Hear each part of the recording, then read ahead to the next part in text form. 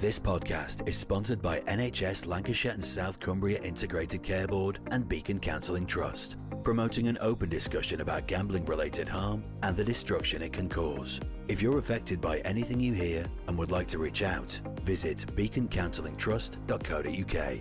Let's keep talking. Welcome back to Football Untold, the podcast that explores the darker side of the beautiful game. In each episode of this series, we're hearing from professional football players, past and present, who are sharing their stories of problem gambling, what that means to them, how it impacted their lives, and how they found a way through it. They're doing it here to shine a light on the issue and to encourage people who are struggling with their own problems to come forward and get support. My name is Mick Coyle. I'll be guiding you through these conversations alongside some famous names and faces. And don't forget, you can get involved on the social media. Use the hashtag FootballUntold and subscribe to the series to get every episode as soon as it is released. Clark Carlisle is still with us in the Football Untold studios. Clark's episode still available if you want to check out episode 1 of Football Untold. Next up, we've got a former Wales international who enjoyed spells at Wigan, Tranmere, Coventry and Cardiff before moving into management and now scouting. At his pomp, this striker was bagging a goal every other game in the Championship, and at the time of recording, he's now heading to the Premier League as part of the scouting network at Burnley. Please welcome Simon Haworth. Si, it's great to see you. Good to see you, Mick.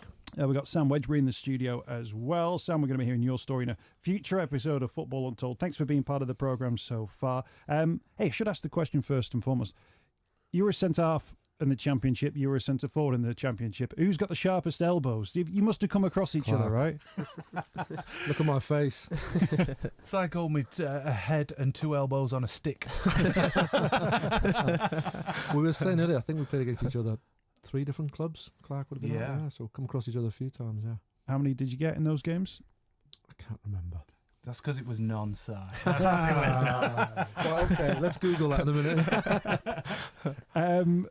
Si, thank you for your time. We're going to explore sort of your story of problem gambling, and let's make it absolutely clear, because people listen to this, there's not one story of problem gambling and here's a template and we're all going to fit into it. So let's be absolutely honest right from the start that there might be aspects of Si's story that you relate to or that you find particularly interesting, but actually they might be very different to something that Clark experienced or that Sam's going to explain when he talks through his, or the future episodes we've got of Football Untold. But throughout, I think it's just about having an open and honest conversation, so that then if people do hear an aspect of it that they can relate to, that they might think, you know what, that sounds like me, that maybe there is something we can do. Maybe I can go and get some help. And ultimately, people hearing this and going out and getting some support is where we really want to be. Yeah, that's what we want to deliver. All our journeys are different. I think we'll touch on lots of different emotions for gambling, lots of different reasons. And that's going to be the beauty of this series, hopefully.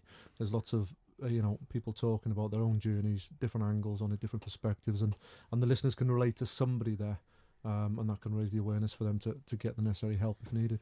I think maybe sometimes when people hear about footballers gambling, they'll have heard about headlines of this sort of story, and they'll presume it's gambling on football, and they'll think it's about insider knowledge and all that kind of stuff. We're going to talk about horse racing as part of your conversation. I wonder straight away that might just make a few people sort of shift a little bit more differently in their seats and think, oh, hang on a minute, I presumed it would be football related, but that's not going to be necessarily the case. No, all mine was horse racing. Into racing as a little boy. My granddad used to take me to the bookmakers corner of the street when I was a toddler.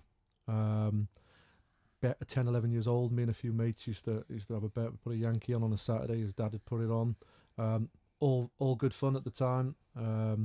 And then when I got into football as an apprentice, definitely I was running bets for the first team players down at the bookmakers next to the Ninian Park pub, and I was coming back and they might win and give me a little bit of money, and after that then I wanted to find them a winner to get their attention and for my own ego. But yeah, always horse racing, never stepped in a casino, never bet on football, just purely horse racing, something I thought I enjoyed and I could beat the system. One of the things around doing Football Untold is obviously we're telling stories from footballing point of views, and I think one of the things we really need to explore is like the culture of gambling within football, and you touched on it there. I presume you didn't rock up at Cardiff as a YTS lad and suddenly start a bookmaking little business going on. I presume there was already something happening there when you first stepped through the door. Yeah, I think it was just the culture of back then. That would have been early to mid-90s as a YTS player. The first team players would train and go off to a snooker hall, bookmakers, pub. And that was kind of what we looked up to. We want a few more quid like them. We want to drive the BMW they're doing, and we want to do what they're doing after training. So it was natural that we looked at them, and that's what we wanted to do. But that was their social time. That was their spare time, having a beer and having a bet. And because I'd always had a bit of an interest in racing through my granddad and my uncle and things like that, I just gravitated towards a few players that were doing that, and quite happy to go and run their bets on for them. And like I said, that just went further then, because my own ego was, I want to find something. And we used to play youth team games on a Saturday, and sometimes the first team lads would come along, and these lads would come along. We'd play in one game, and I'd got the paper that morning and thought, I'm gonna find something for these. I'm gonna show them that I know what I'm on about, just for acceptance, validation, acceptance, just to be one of the big boys. And I've run for the ball, and it's a throw, and I said, I've got one for you later, to one of the players.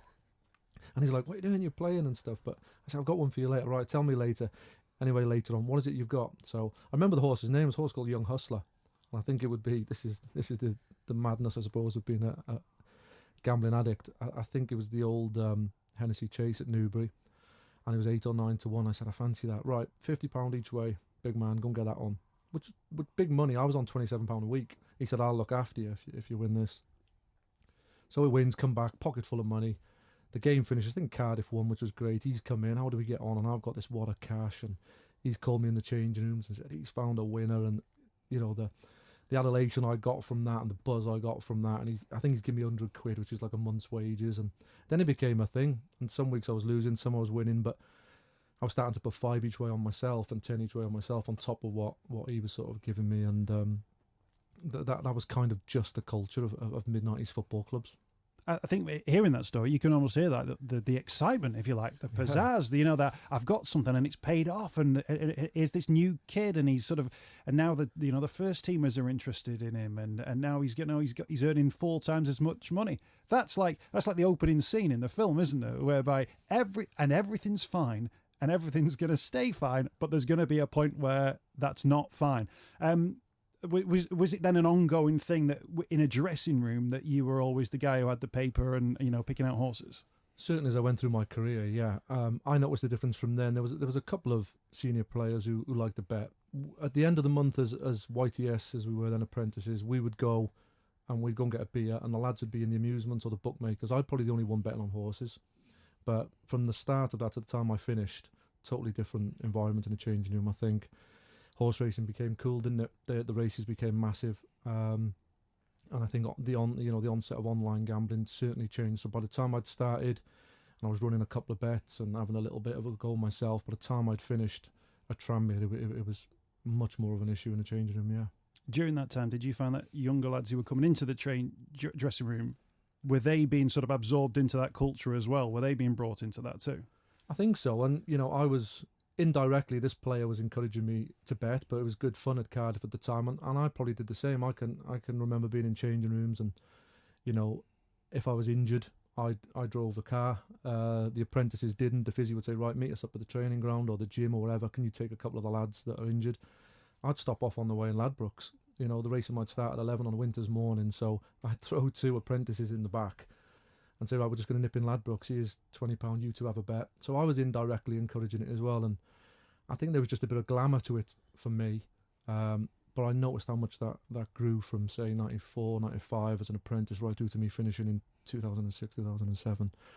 The changing room then was full of people wanting a bet, and I wasn't the only one bringing in the Racing Post at that stage.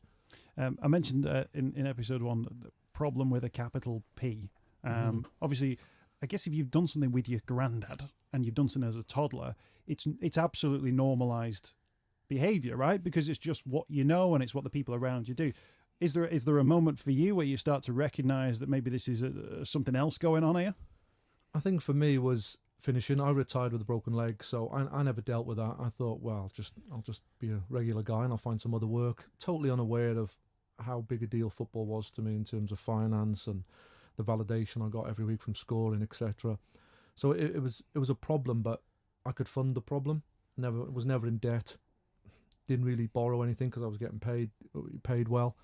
But when I finished, then I had to make it. I had to find something to do. I couldn't nail down a job that gave me the same buzz, if you like, as playing football. I don't think you can ever sort of replicate that. And I was lost.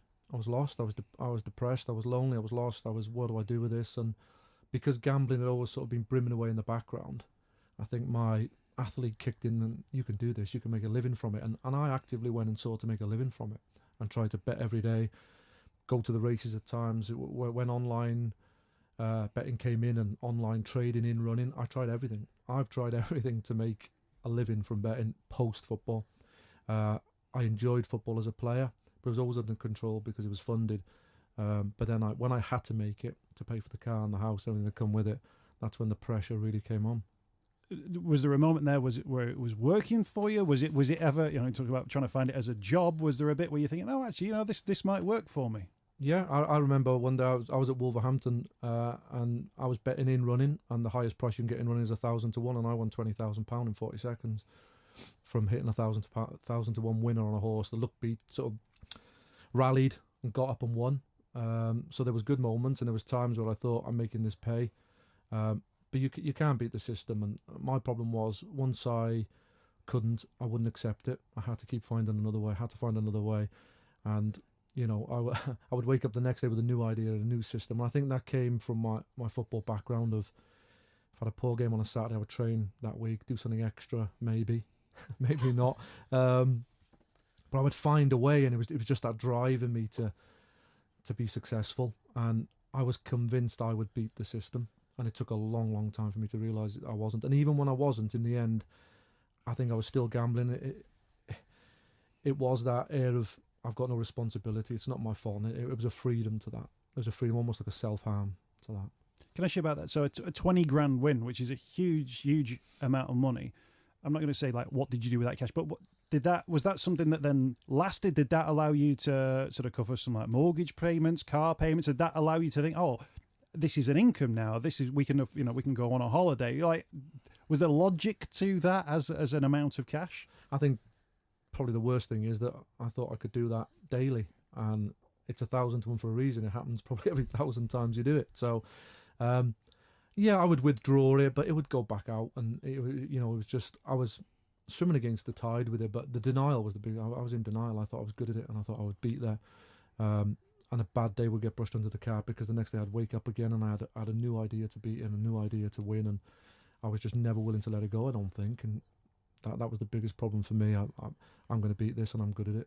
Were you trying to apply? It sounds like you were trying to apply a logic to it, that there was a system or there was a way that you could win because you had a history of winning and scoring goals and getting that feeling, and you'd done it before and you want to get it again. Yeah, I enjoyed it, the buzz of that, and I would try everything: backing horses to lose, backing horses at different stages of races, doubles, everything you tried to do, I would try to do, and I had success within that, but obviously ultimately not long term.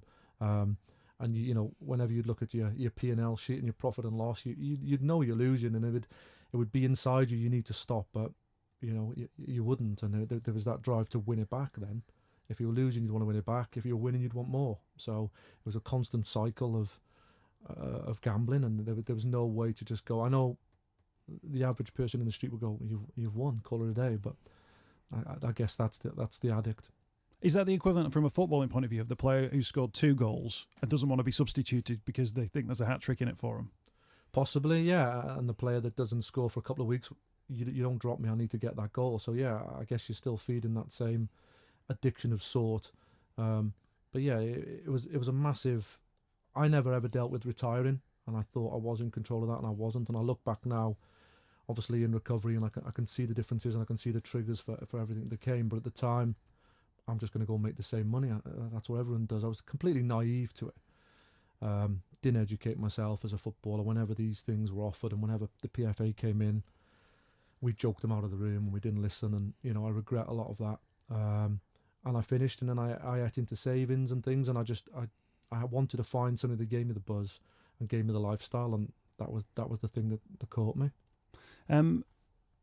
It was going to be the career. It was going to be the new opportunity. There was moments where it went right, and clearly moments where it was going wrong. What were the clues were probably there before you were prepared to accept them, but what were the signs for you to go, oh, this isn't working now. This plan has not worked. Like most people, being caught, partner catching me through a bank statement, and I think hopefully that's why we're all here. If anyone's listening, can we stop you before it gets to where you've been caught, you've got divorced, you've lost your relationship, you've got in trouble with the law, or you've owed the wrong people. I think that's why we're trying to raise that awareness. We hear a lot of train wreck kind of gambling stories where it's right at the very end, and mine was being caught and given a bit of an ultimatum. You need to do it. I wanted that help. I just don't think I knew how to go about it, and it's a vulnerability. I always, when I was a player, I had a lot of fear of playing, fear of failure. Never wanted to be vulnerable in any situation, and I got a lot of bad press for being lazy, didn't care. I put that down to me just tuning out and not wanting to deal with that vulnerability. And it was the same later on. If I admit I'm a gambling addict, I've got to really look at who I am and what I am. And I don't think until the very end I was willing to do that. And it's easier to deny it and put that mask on, I guess. What does a bank statement look like when someone recognises it and goes, Sam, can I ask you about this? To the average person, it horrifies them. To me, they were just figures, and I think that's why online gambling can do that to you. You're loading figures that aren't there. And coming back to my granddad, he had his pension, and he went, and when it was gone, and he looked after that a lot more than loading figures via card. And it was just too easy for me. It was too easy to put money in. And the same when you win. If just under £20,000 come back in a minute, it didn't touch the sides on my, mentally, emotionally. So what, and that's when you've got a problem. But it took me a long time to accept it, and it took somebody sort of outing me on it, if you like. You need to get help. You need to look at yourself. You need to get therapy and help, and that's what I had to do. But you've got to be willing to look at yourself and accept that. I think when I speak to people who have a bit of a problem, I always say you've got to be willing to come to the table and really explore yourself and be honest. That's one of the really interesting things, that maybe people's preconceptions around gambling is that the problem is that the person can't stop putting bets on. And actually, Clark hinted at it in the last episode. You touched on it there, identifying the thing, or that actually the gambling is actually a symptom of something else. I think this is the really interesting thing, that actually there might be people listening to this who are thinking, well, I don't know what that is, because they've not had a chance to sort of explore that yet. They've not had an opportunity to maybe have the clues as to what that is. But you've talked about retiring. Now, professional footballers, people cheering, scoring goals, playing for your international country and all that kind of stuff. But it comes to an end. It comes to a moment. And actually, the interesting, you've highlighted that as that was the moment that a decision was made that put you on a wrong path. Yeah. But that moment happens for every single footballer. But it will happen in different ways. It will happen for people who are leaving jobs. It will happen for people who get made redundant. There are people in society who are hitting those moments at every single day, if you like. And I guess we've got to get to the bottom of that, and people will get an opportunity to explore what that moment was, the thing that then put them on that pathway, that meant that gambling filled a hole in their lives and gave them that sense of either purpose or control or whatever words they want to sort of add to that. Yeah, I think when I've had my therapy, and I could probably go back longer than that. I think sometimes it's several traumas, but when I was 9 or 10, my dad was really ill. I was only 9 or 10, and every night my mum would finish work, 3 buses to the hospital. He was in for 6 to 8 months. He had pneumonia, lost his leg. And every day and evening I was sort of exposed to them. Is he going to live? Is he not going to live? Can we afford to? All the things that come with that kind of situation. And I used to find my own way to sort of navigate through that. But later on in life, I seen me still acting like that 9-year-old boy. I can see that now in recovery. But at the time I didn't. And then, when my dad was ill, they said, if you don't stop drinking, smoking, my dad drank an awful lot. I would guess he was an alcoholic now. I thought he was just a guy in the 80s who liked the pint. You won't live to see your kids grow up, and he died 10 years later. And I remember making my debut, and he was sat in the disabled end in a wheelchair, chemotherapy, no hair, and these kind of things really hurt me. Never dealt with them. When he passed away, no sort of support for that from the football club. Can you play Saturday? He died on Wednesday, kind of thing. And it's them traumas that made me behave in a certain way.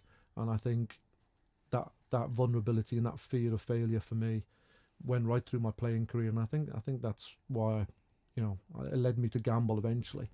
Bit of control, bit of escapism, running away from who I really am. That was a big thing for me. I really didn't want to know who I was.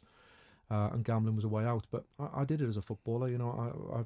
I've said, before, and I've over exaggerated an injury to miss a game. There was one game I played for Wales under 21s against Italy, and I used to call up a few of the 21s, and it was usually me, Craig Bellamy or John Oster were the kind of leading on the 21s, and Wales were playing Italy at Anfield in a qualifier at that time because the Millennium Stadium was being rebuilt, and I got a knock on my ankle and overplayed it. I just didn't want to go. I didn't think I was good enough to go and play in that squad. I didn't want to face that the next day, and that kind of behaviour I think comes right back from me being a young boy dealing with that episode with my dad, and I was still doing it as a player, and then I was still doing it after I finished playing.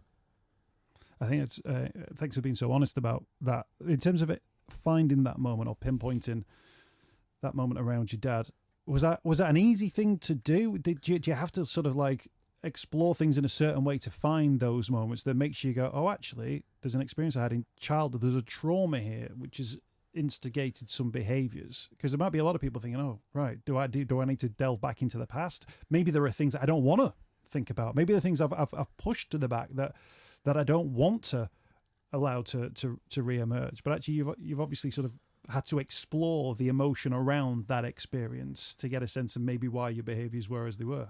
Yeah, I had to do that with the counselling and the therapy. I recommend anyone gets some sort of therapy, even if you think you're in a good place about anything. The ability to speak and explore your past. It can be simple as well, Mick. It doesn't have to be something as significant as that. But to me, as I went over the past, a lot kept coming back to this period of time as a young boy in primary school. And everything that just came with, that travelling to the hospital, the things I heard and seen, and then the disappointment my dad didn't change, that hurt me a lot, that he continued his kind of lifestyle. So I think it comes back to that. Obviously, finishing my career was part of that, but I think it goes back early, and I think my behaviour to finishing playing football and my behaviour to being naive and not facing who I am as a player, getting older, should I be doing this? It was still the 9-year-old boy who would just tune out and switch off. And I would do that in games. Like I've done that in games. I've done that in I can identify a Premier League game for Coventry where didn't feel I belonged there, and just acted like a 9-year-old boy for 25 minutes and got pulled off. Great. I've been taken off. It's Gordon Strachan's fault, not mine, and I was safe in that little area. I can blame someone else. I'm not vulnerable there, and I think that's where my gambling was, and that's where my denial of the gambling was as well. I was just a boy, I think, massively in denial, and still not willing to really look at who I was. This podcast is sponsored by NHS Lancashire and South Cumbria Integrated Care Board and Beacon Counselling Trust. If you'd like to reach out, visit beaconcounsellingtrust.co.uk. Can I actually, because obviously you're still in and around the games, you've been at sort of like at a management level, coaching levels, scouting level, so you're in and around football clubs, but you've obviously got the awareness now. I wanted to sort of touch on this because it's an important part of where this conversation is going to go from a Football Untold point of view around when you see behaviours in those dressing rooms now, there must be presumably in your head a big light and a big siren that goes off that goes, oh, here's the thing that I was doing, or here's behaviours that I recognise. And I wonder if that siren's a really loud one. Is it something that you can deal with? Is it something you have to instantly take action upon? Is it something you have to sort of get your head around before you feel like you can say anything? What's that like now for you? It's tough. I mean, I managed in non-league for 6 seasons up until this season where I've been helping out at Burnley. And I just seen a lot of red flags and flashing lights towards it. But I think you need people to be aware of it, and I think people need to ask you for help. I have had players do that, and it's been great to support them and offer support in that respect. But it's a funny thing to do. I think now I would really approach them, but at the time wasn't quite so sure. Should I? Shouldn't I? Not. So it's a difficult question to answer, really, Mick. I would like to try and pull them to one side and have a chat, but when you're in that mindset, because I've been there, the last thing you want is someone to pull you like that, and I'm very cautious of making the situation worse, I guess. Yeah, can I actually don't mention sort of players' names or clubs or anything. Can you give us a sense of the sort of things that you might see within a dressing room environment that for you would be like a red flag? Is there a behaviour thing? We talked a lot about the mobile phones in the pockets and all that kind of stuff. Is it that sort of behaviour they might recognise? Yeah, and I think it's less of a secret now. There's obviously the phones and things, but I think lads are quite loud. It's glamorised. The betting's quite glamorous to people. It's that kind of lads attitude. Have a bet and get together, and the festivals you see now, Cheltenham, and what comes around that. So it's not even like they're sneaking around. They're openly talking about how much they bet and what they bet on. So just have a pair of ears and eyes, you can see most of it. And yeah, it's difficult, and at times I've been in changing rooms where you're sort of, it's 1 o'clock, it's 1:30, time to put the phones away, and I know what it's about. And as soon as the game's finished, people are in, and the phones are straight out, and they've drawn, they've won, this is won, and so it's a lot more, in your face, if you like, than it ever was. It's back at Cardiff, it was sneaking around, pulling you out in the tunnel. How do we get on? Now I think there's a real glamorisation at the moment to betting. So it's 4:45. You come off the field, and you go back into the dressing room, and there's lads that you get beat 3-0 or whatever, and you're prepared to there explain carefully what went wrong, and you're saying like the phones are already out, people are checking. Yeah, and it's instant. And listen, some people might be checking if their wife's been in touch or whatever, but you only have to hang around for a few minutes to hear what they're talking about to realise it's not that. It's, they equalised, they got that, and you're listening to some of it, and you're listening to people having bets on the French second division and things. And I know that level of gambling, not in football, but I know how important the 5 o'clock at Plumpton is to me. So I get that depth of what it is, but you hear it and see it. It's not a secret anymore. Like I said, I think it's quite glamorised, and I think people are open to talk about it amongst themselves, and it's probably a big topic amongst lads having a drink or a get together these days, betting. Yeah, and of course the rules around betting on football are different at certain stages beyond the 92 and that side of things as well. Betting's not going to go away, so is it? Like, the gambling industry isn't going to sort of disappear, and we're not here to sort of kibosh the gambling industry or say that everything's wrong with it. But there are obviously signs that you're able to recognise, and the lads here in the studio are able to recognise, the things that happen to them and the things that have echoes. There will be generations of people who are now coming through, and actually that thing of the growing up with your granddad going to the bookies might be having a mobile phone with a roulette wheel on it up from the age of whatever age that it is. That this is an issue which is going to be generational, but it's going to be generational in slightly different ways. Well, where do you begin to start that? I guess part of it is about people who have issues sharing it and having conversations like this. Yeah, it's the education. I mean, if you can gamble safely and you do it, no problem with it. It can be great fun and great entertainment if you can gamble safely. I think we need to raise the awareness at what stage is that. I remember going to GA and reading the book, and the lads will tell you this, the 20 questions. They say if you answer sort of yes to 7 of them, there's a compulsion to gamble. And I was whizzing through them with, well, if you lose in a session, do you want to win it back? Yeah, of course I do. I think we need to raise the awareness with people who do gamble, just to what constitutes maybe a problem gambler, and maybe we can stop it that bit earlier or get them the help they need. Like I said, if you gamble safely and you're under control, brilliant. But I think there's an awful lot of people who probably don't really know what a problem gambler looks like to themselves. So that's what we need to raise the awareness and education. I'm currently going out doing some lived experience talking, and I think the more people can do that, the better. Hence why we've set this podcast up as well. Yeah, in terms of that, is it the point you mentioned, the YTS getting into the first team or having interactions with the first team players? Does it need to come at that point so that before those interactions take place, players get a sense of how those interactions can be healthy or potentially unhealthy for them? Yeah, you've hit the nail on the head. It's recognising when it's healthy and when it's not healthy, what constitutes compulsion and not. And I think it takes people who've been in that position or educated people to do that, and go out and say, what are you betting? What are you doing? Do these things matter? Asking them questions and saying, listen, I think it might be a bit more than that. Because there will be an awful lot of people listening here who think they're in control of it, like I did and probably the lads did, and you're way down that scale and you're a lot closer to having a problem than you think you are. And you may even be having a problem. How many people are listening now and jeopardising being present, amongst their family and friends? Are you at a school play checking your phone or arriving 10 minutes late, watching your son play on a Saturday, miss his goal because you're on your phone? They are problems, and that's you heading, or if not, a problem gambler. And I think people don't really believe they're at that stage. I'm going to bring Clark into the conversation, Clark Carlisle. Interesting there that Si talks about physically talking about the opting out of games and hoping to be substituted, and actually not saying that was because he wanted to go off and gamble, but he was associating that with a behaviour that was part of the story of his gambling, turning down opportunities to go and play international football. What an opportunity, but a behaviour which said, actually, it's better for me, or it feels right for me to say no or to turn that down, because within myself I can justify it a little bit. I wonder if you recognised A lot of what Si was saying there. I recognise so much about what you're saying, Si. It's a privilege to hear you speak, mate.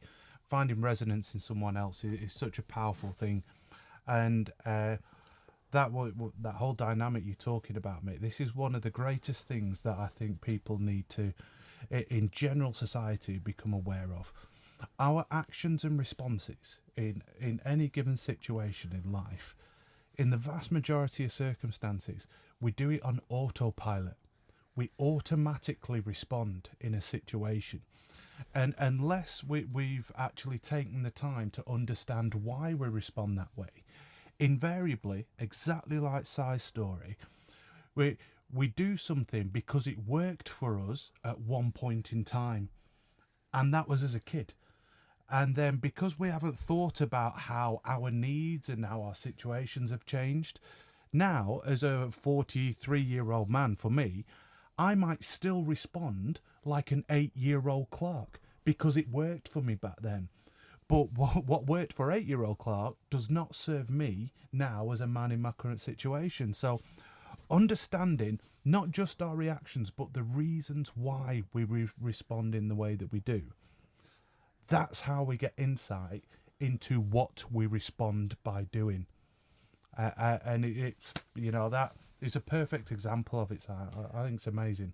How did that international situation play out, Si, in terms of conversations, phone calls that you had to make? It was just done after the game. I did it twice, by the way.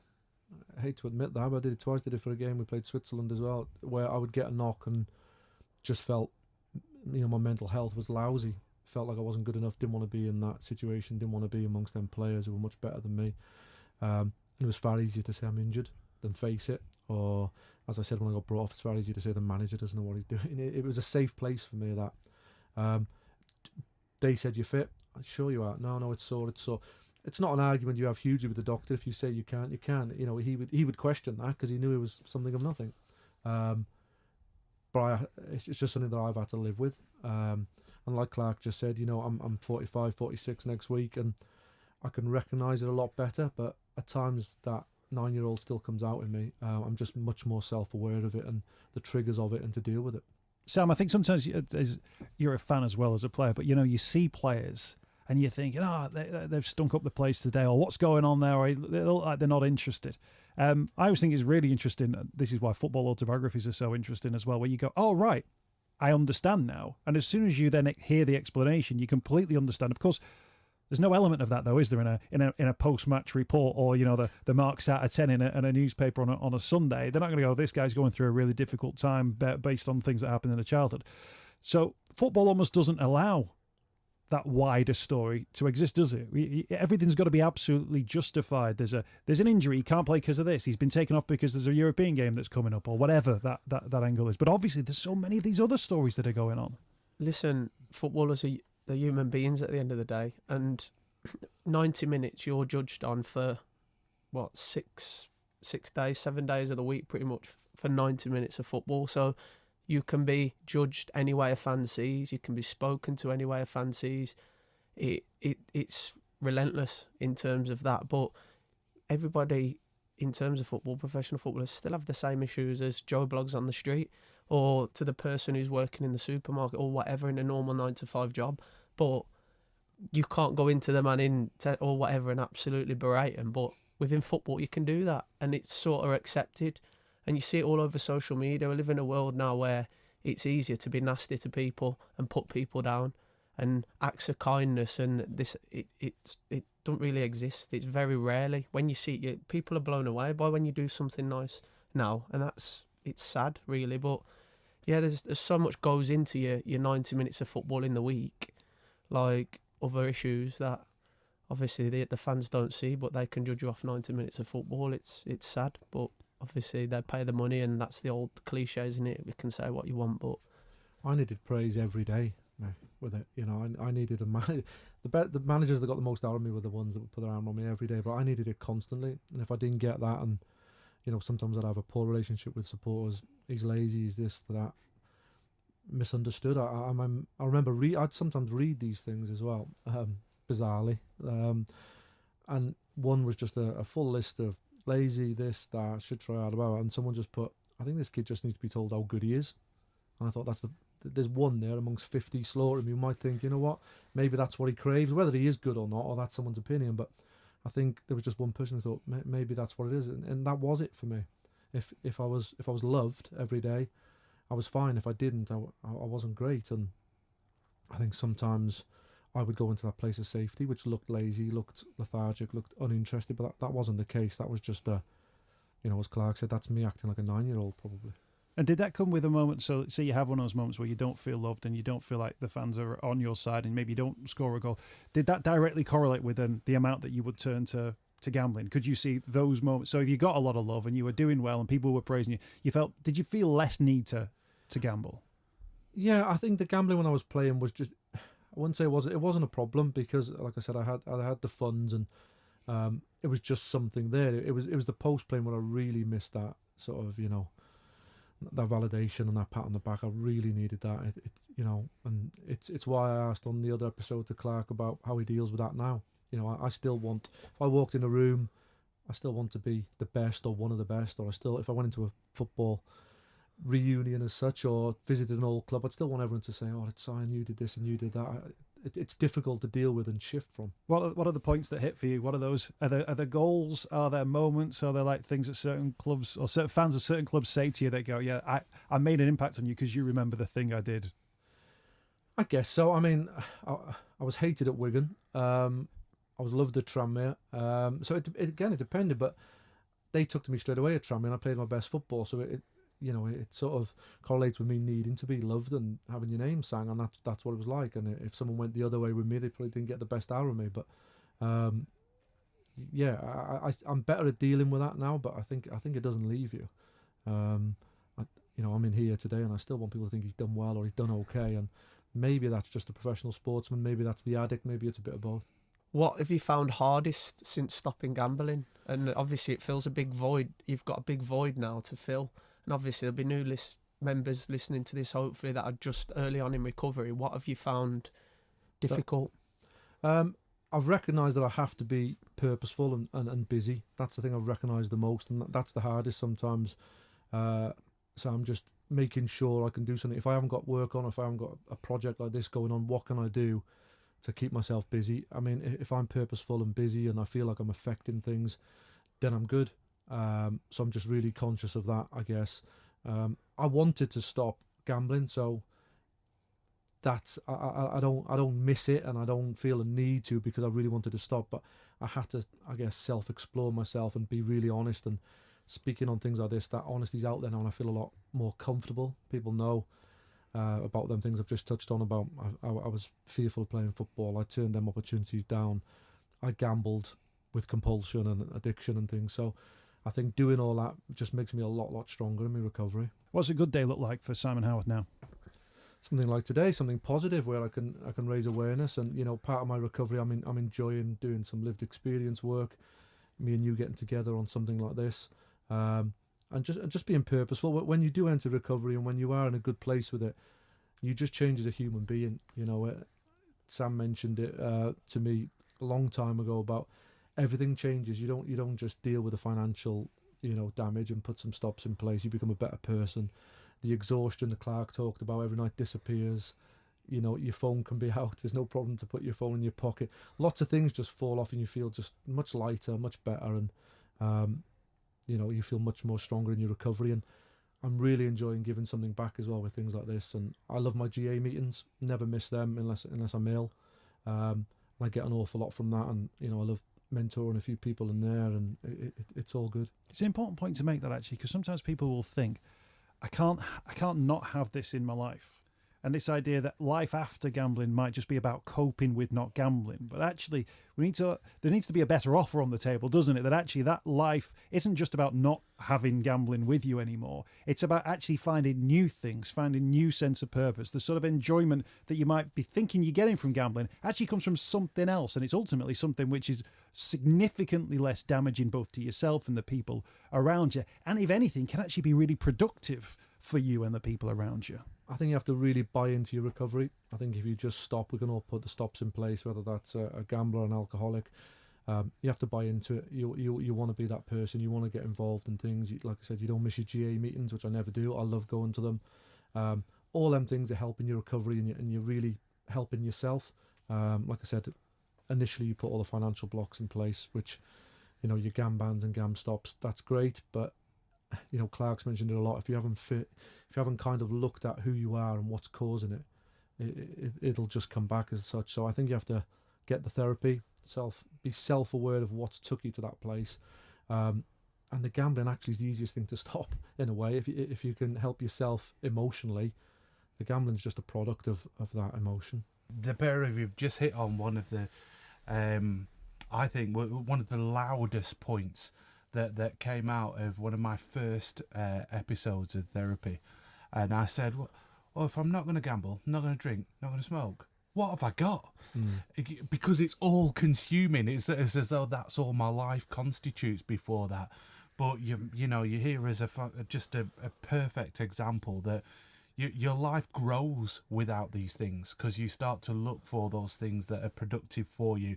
And when you're on a recovery and wellness journey, invariably that filters out, doesn't it, to other people, and the sense of contribution and growth that you feel in that is incredible. But a privilege to be a side to side.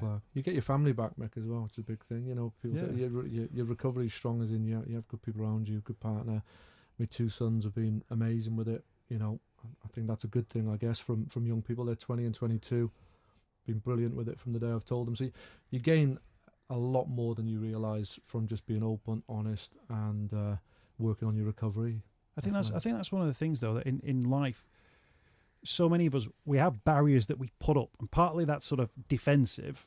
Well, in fact, mainly it's defensive, isn't it? Because you're thinking, right, the more barriers I have up, the less things can come at me. But actually, when you start putting barriers up in front of your own family for various different reasons, and people can do it, they're also the givers of the most positive things within your life. So actually, although you might be protecting them from the knowledge of the thing that you're doing, I guess at the same time, you're also shutting out, you know, the intimacy that comes with being a family, because you're always thinking, and guess what? There's something that's really important in my life that you guys don't know anything about. Yeah, your relationship with girlfriend, fiance, wife, it changes unbelievably just from you being in recovery and facing things and being honest, and you perhaps then get an idea of what they had to live with when you're self-aware of what you were like. You see what they were living with or what they were putting up with, if you like. So that's a great sort of self-exploration as well in terms of relationships. Sam, you've seen Si in action in a dressing room environment as well. I don't know if you ever thought you'd be here X number of years on sort of talking about this. But I guess to a certain extent, you're sort of both, I guess when you talk to each other, you are now sort of mentors to yourselves, if you like. Yeah. Obviously, I speak to Simon regularly. I'm glad he's sort of on his path to recovery now, and it's positive. But I think the big thing with Simon now is he actually realises how important time is. And you can't buy your time back. So we wasted a lot of time. When we played football, we did. Like, I didn't study. We waste a lot of our time. And it's only now in recovery you see the importance of your time. And no amount of money can buy that time back. So now you want to be sort of... You want to enjoy yourself, like you say, with relationships with your family members and things like that. And it's testament to him when we speak regularly, don't we? On your way to GA meetings and stuff, we always chat, exchange voice notes. And it's great for me to see somebody in recovery that's got positive benefits from it. And it's not all easy. It's not. You have there is some tough times, but it's testament to it. And well done, Simon. Brilliant. What's the longest voice note he sent you, right? Because he sends me sometimes I go, it would be easy if you just called me. Do you know who started me on voice notes, Mick? I got a good 3 minutes. 3 minutes I got just ahead of Wedge today. could do 6, 7. So he started me on. Piece of cake. I think you don't listen to half of him. He sends a voice note back totally different to what I've been talking about. Just one more thing on Mick on the recovery. I think, like, pushing yourself outside of the comfort zone. We were talking there about footballers not being educated, and you know, if there are any young footballers, you know, educate yourself, take all the help you get from the PFA. And I'm sort of 1 year down in a counselling and psychotherapy degree, and it's been tough, right out of my comfort zone with everything. But again, that's been massive in my recovery. Understanding that kind of field, but just doing things that are just a bit uncomfortable and making time that you wouldn't have made, would you? You know, that's the time I spend on that. I'd have been sat gambling. Sam Clark, thank you for your time. Simon Haworth, thank you so much for your time. Don't forget, you can subscribe to Football Untold. You can do that now. Thank you for your shares, your downloads and your streams. You can drop your social media messages using the hashtag as well. Football Untold. My name is Mick Coyle. We've got more conversations very soon. This podcast is sponsored by NHS Lancashire and South Cumbria Integrated Care Board and Beacon Counselling Trust, promoting an open discussion about gambling-related harm and the destruction it can cause. If you've been affected by anything you've heard,